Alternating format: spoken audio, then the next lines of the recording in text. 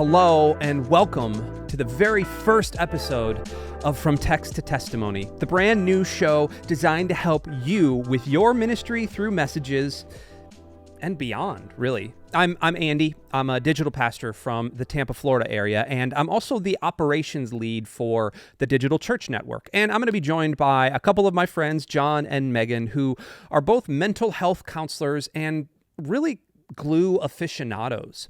Alongside of them, we're going to be digging in and really helping you kind of walk through what it means to minister to spiritual explorers, to engage with them, to develop relationships with them, all while using Gloo's remarkable platform.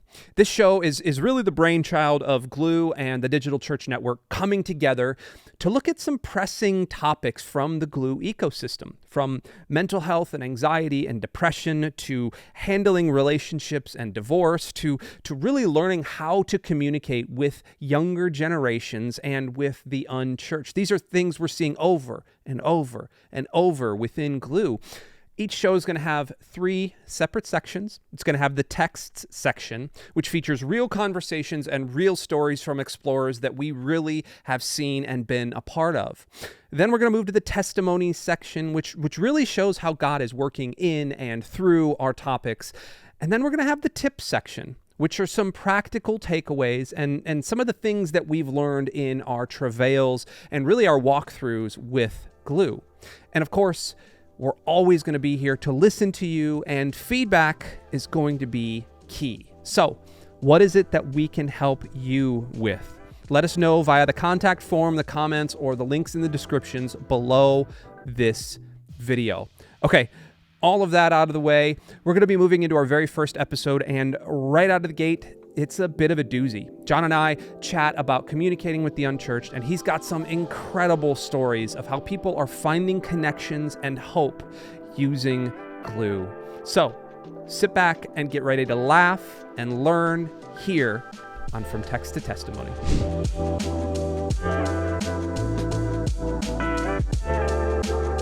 Well, we've reached what I think is a milestone here with Gloo and here with From Text to Testimony. And by that, I mean, it's really our first mile. It's our first episode. I'm joined by our good buddy, Jon Pyle. Jon, say hello to all of the fun, amazing Gloo folk out there. What's up, y'all? Great to hear from you. And even though it's the first mile, we'll still stack a stone. We'll still put that stone down. Ooh, are we like standing in the middle of a riverbed to try to gather the stones? Is that what we're doing? Ooh, see? I don't know. Maybe it's the stones we picked up along the way. Oh, I have to think about that. Yeah, the stones were really the friends we made along the way. Beautiful. That, my friends, is the type of humor you're going to get from Text to Testimony. Yeah. No, Jon is actually, Jon and I go way back. He is one of my favorite dudes on the internet, but apart from being just a friend of mine, he is actually incredibly knowledgeable in the Gloo sort of ecosystem and also with spiritual explorers. Jon, give us a brief history of who you are and kind of how you got into ministry. Yeah, so I'm the community care pastor at a church in South Texas, and oh man, I did not grow up in the church, and one of the things that drew me to the church was this like kind of community well, okay, what initially drew me to the church was like, hey, I get to go when I was in high school. That's where I started to find Jesus. I got to go hang out with girls from other high schools on a weeknight. Amen. And my parents would approve it. Amen. So that's what started my church journey. But really now that, Jesus has kind of gotten a hold of me, as I've gravitated towards ministry, pastoral care has been a big part of that, and just connecting with people, and especially in an era like now where people feel more isolated than ever and more disconnected than ever, pastoral care is so critical, and there's just so much to do in helping people and helping them kind of flourish in life. It's interesting you say you didn't grow up in the church. I think a lot of people nowadays have that exact same thing of, I kind of grew up in the church, but like I didn't, and then I didn't really know Jesus until later. I actually see that happening with a lot of pastors. I know a lot of people out there can resonate with that as well. What was kind of that pivotal moment for you where you said like, no, Jesus's way is the best way? Yeah. It's so interesting because growing up outside of cultural Christianity, it like that was never attractive to me. And so meeting like this Jesus, like slowly but surely, a Jesus that was loving, caring, accepting, that was all the things that I feel like I needed in kind of a chaotic world. And so weirdly, this is actually like, okay, I'll tell the story. Let's just do it. All right. I was going to youth group. I believed I'd been baptized, and I was like, I was in, but I wasn't like in. And I was at my senior prom, and I was a nerd at the beginning of high school. Like my freshman year, I was like the short, dorky kid that was just kind of in the corners with like a outdated flat top. And but throughout high school, I finally hit a growth spurt and had become cooler. And so I was like, dude, I want to be prom king. That's the goal. Like that's the thing that I really want to do. And started as my freshman year. And so senior year, with a bunch of other stuff, and I could explain, but I don't need to. I actually am prom king, right? My senior year. And the girl that I had a crush on my freshman year, whose name I will not say, but it's a great name, was prom queen. And so this was like the girl that I was crushing on when I was this nerdy flat top freshman. And I was like, okay, this is it. Like, this is everything that I hoped for. This is a movie. Everything. Yeah. Oh, it is a movie. And if I said her name, it would be even more of a movie. Maybe we can bleep it. Okay. I got to tell you her name, Gina Spartalotti. Oh my gosh, that is like straight out of like Grease or something. Yeah, it's like the Wonder Years. It's like, oh, Gina Spartalotti and me. Like, she moved to San Antonio recently, actually, which is funny. But anyway, Jon is happily married for a lot of years with a couple of kids. Like he's not going. Love after my wife and kids. Yeah, yes. Gina's old news. But freshman year, Jon was like, that's it. And so I got everything that I'd kind of wished for. And I'm sitting there I'm standing at the senior prom. The spotlight comes on. You go and you dance with the queen. And I'm like, this is it. And all I felt was empty. And I just felt a distinct feeling of there has to be more to life than this. Yeah. There has to be more. And that really started my like serious Jesus journey. That was not so much driven as much by things that needed to be redeemed, like, you know, going to hang out with girls on a Tuesday night, and more an intentional path of following him and as a disciple.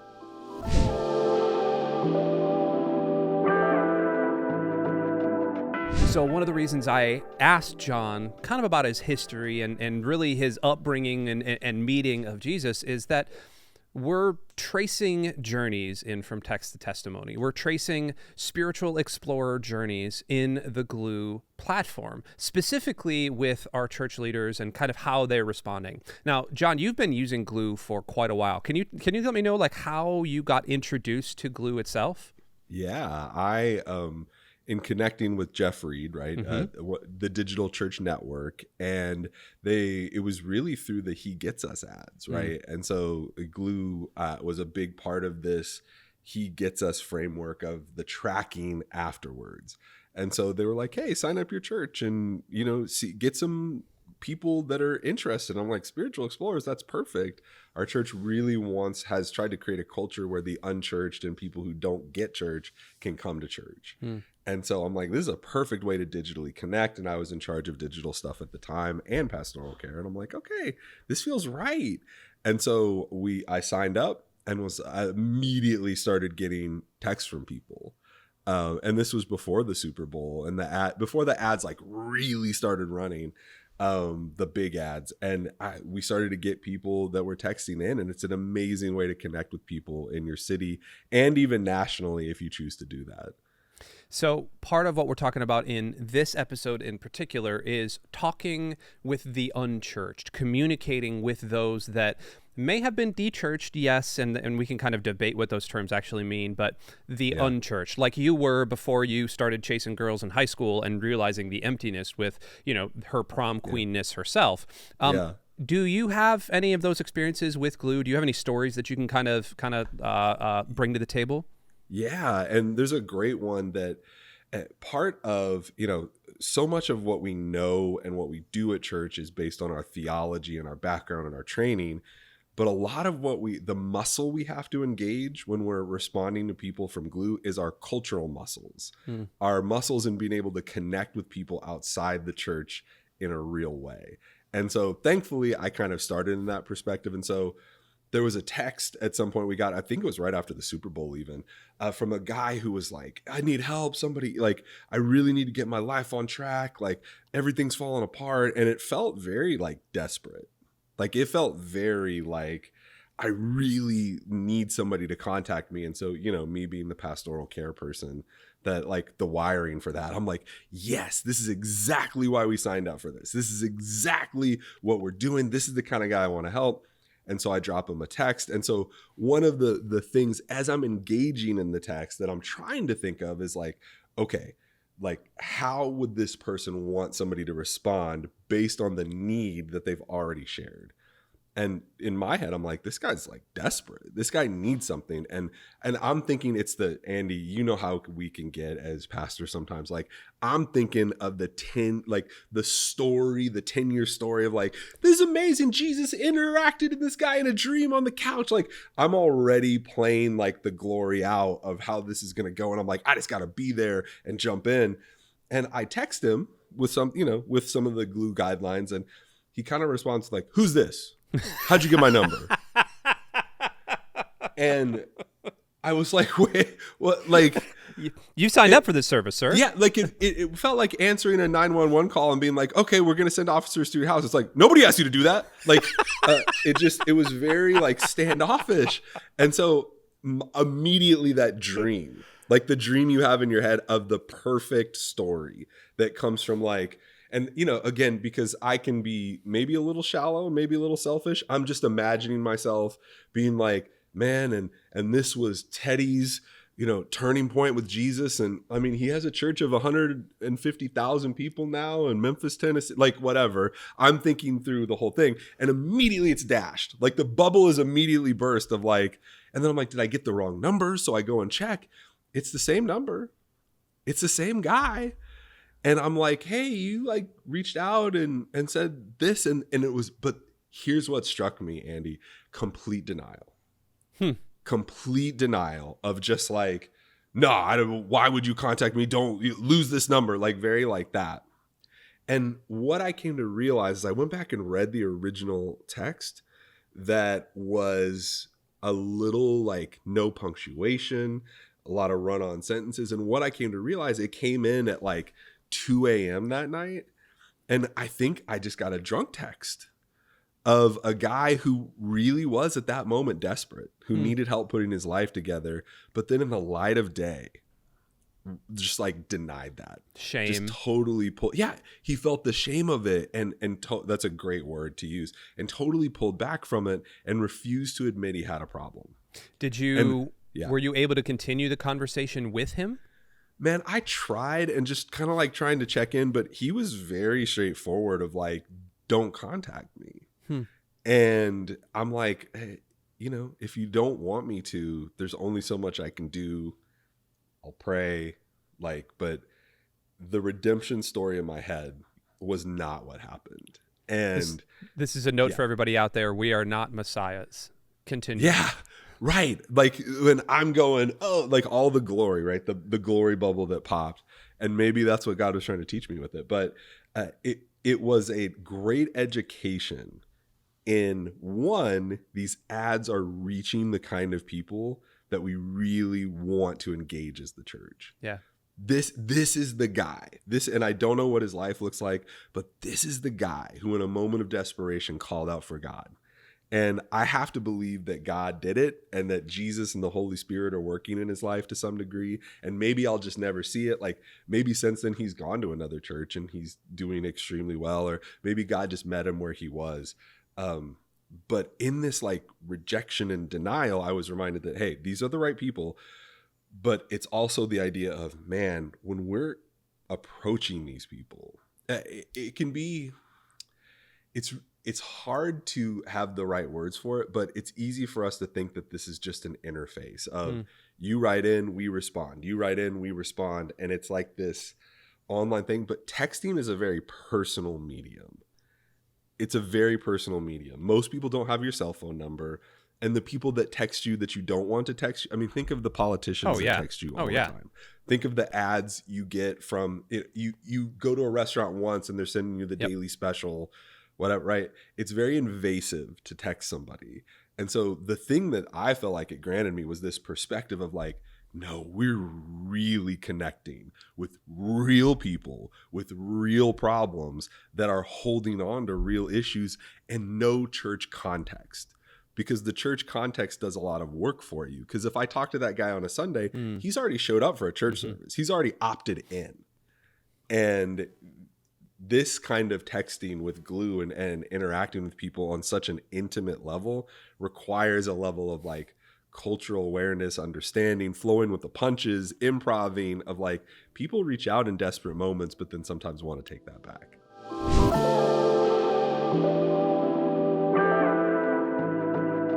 So when we see these stories of texting, trying to change lives and some people really pushing back, I've got a ton of stories about that. Actually, one quick story that I know we're not in the right section here, but a girl texted me, and I know she was a girl because she said, "Hi, my name is whatever. I'm a 20-year-old female.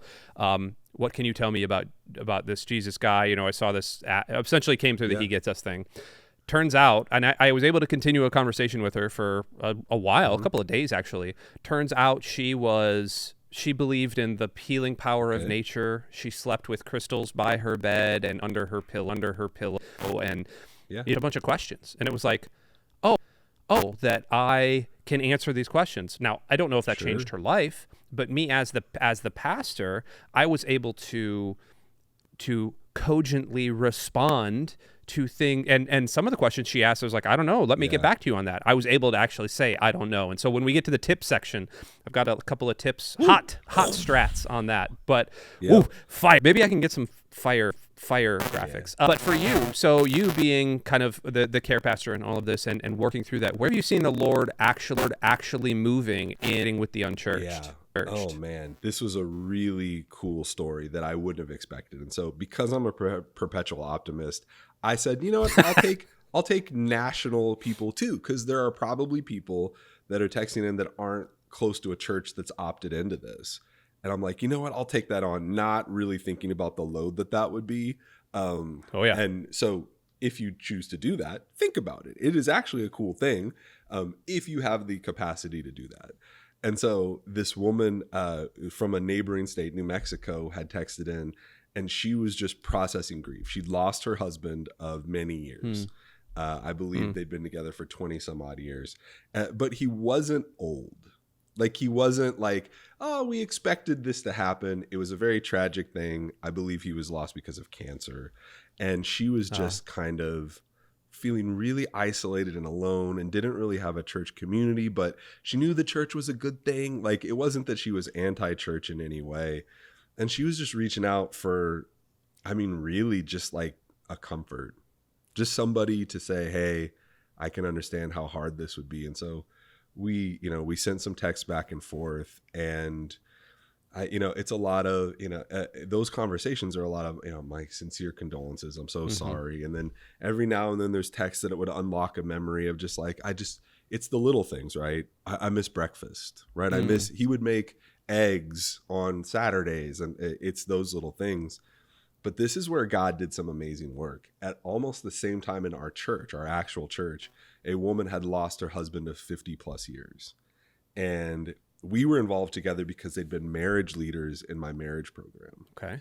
And we had been talking, and as we were talking, I realized I was having really similar conversations with this other woman her name's Cecilia. She's an amazing spiritual leader. She loves to pray. She loves to do this. She's helped guided couples for more than a decade at our church and invested in their marriages. And I went, I'm not the right person to be talking to her.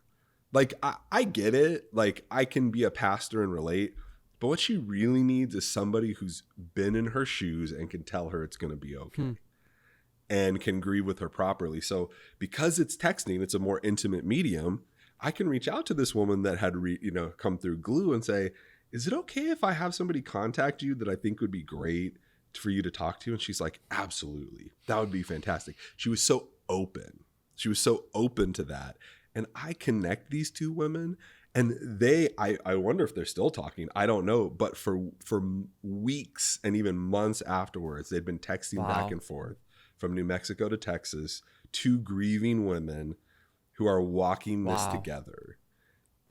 And that is why this exists, right? That's why you do this, because in her community, for whatever reason, she did not have the people there that could walk with her. And, as First Thessalonians said, grieve differently, right? Grieve with hope. We can grieve with hope.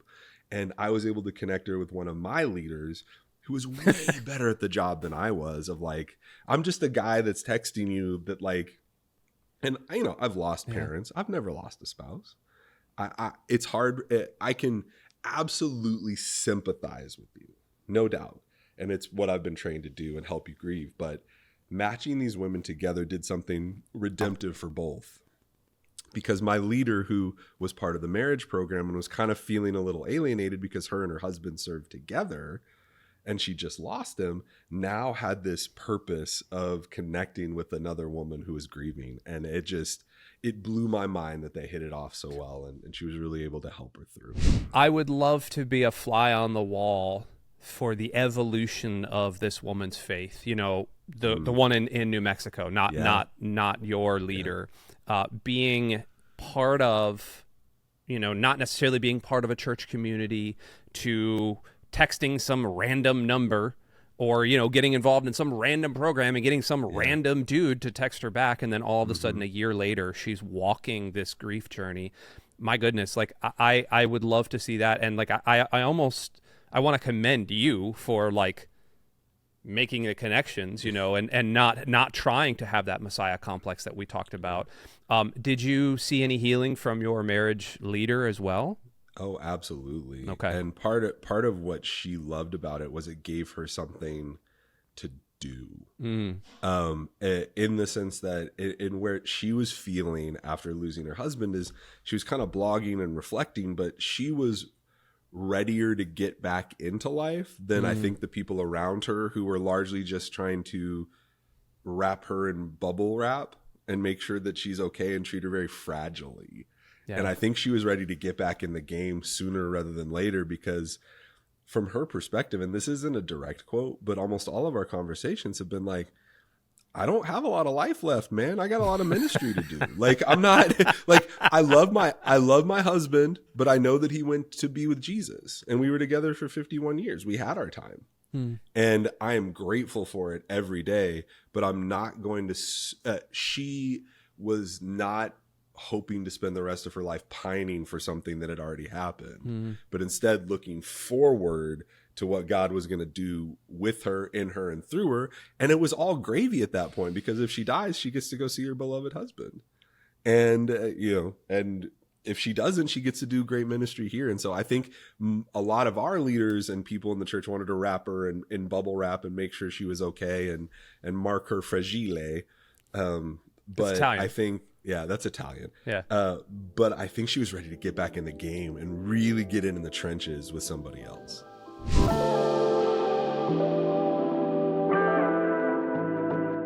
So we've heard stories of the unchurched being drunk and not understanding what you're trying to do. We've heard stories of the unchurched connecting and being literally kind of put into a larger relationship with your church in particular, but the kingdom at large. Yeah.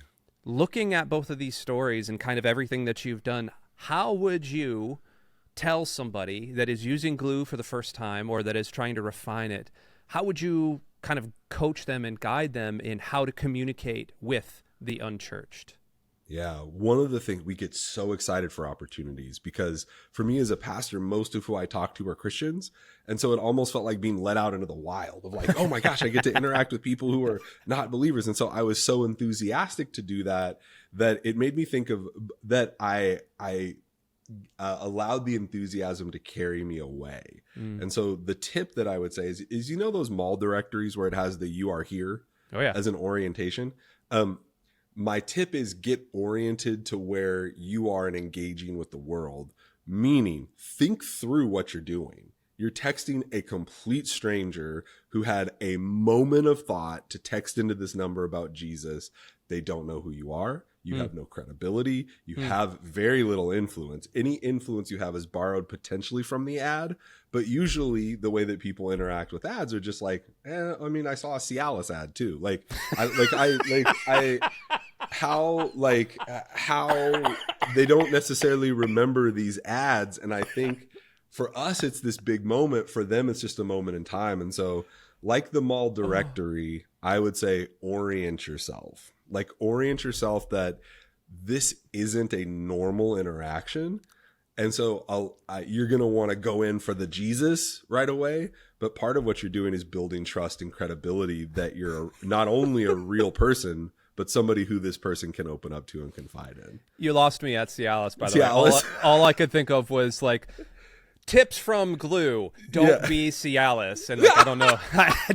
I don't know that would work. 4 hymns. No, don't do that. Any text conversations lasting longer than 8 hours. Oh gosh, consult your doctor. Yeah, consult your doctor. Woo!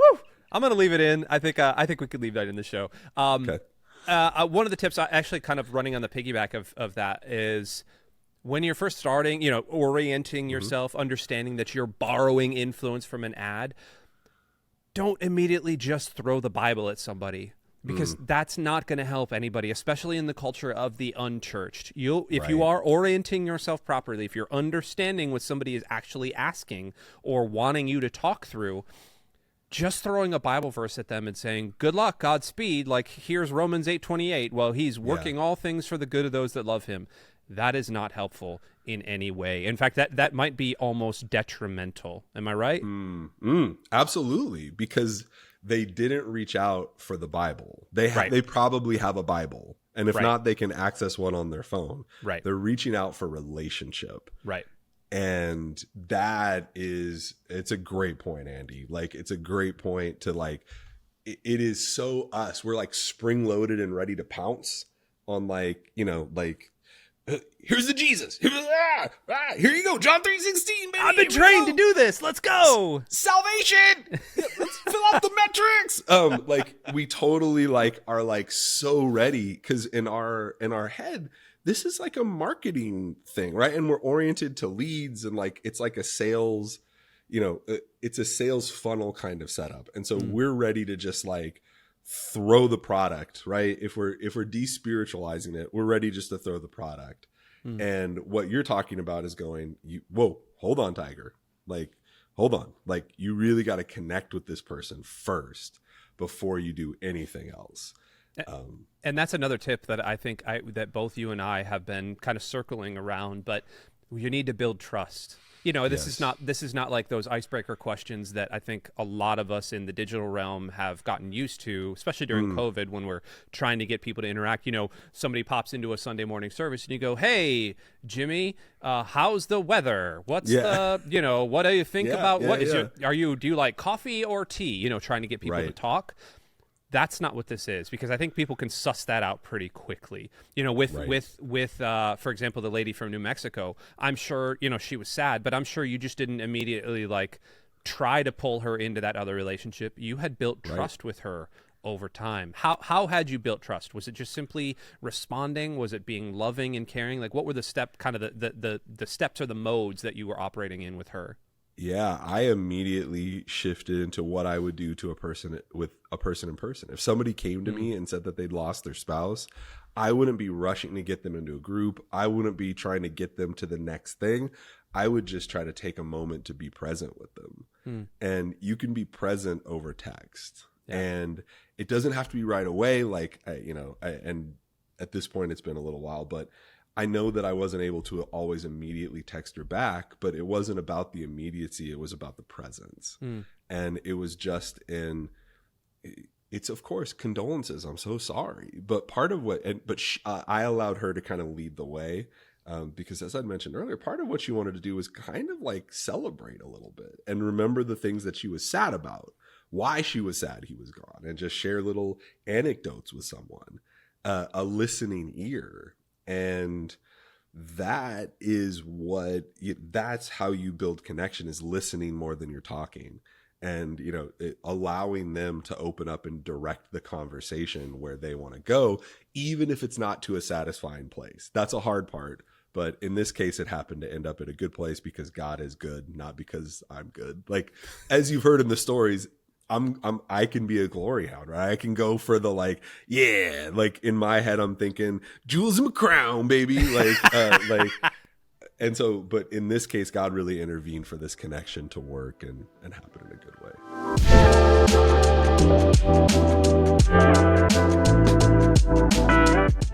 Hey, thanks so much for tuning in to our very first episode of From Text to Testimony. And until next time, remember, ministry starts in messages, but it ends in relationships. We'll see ya.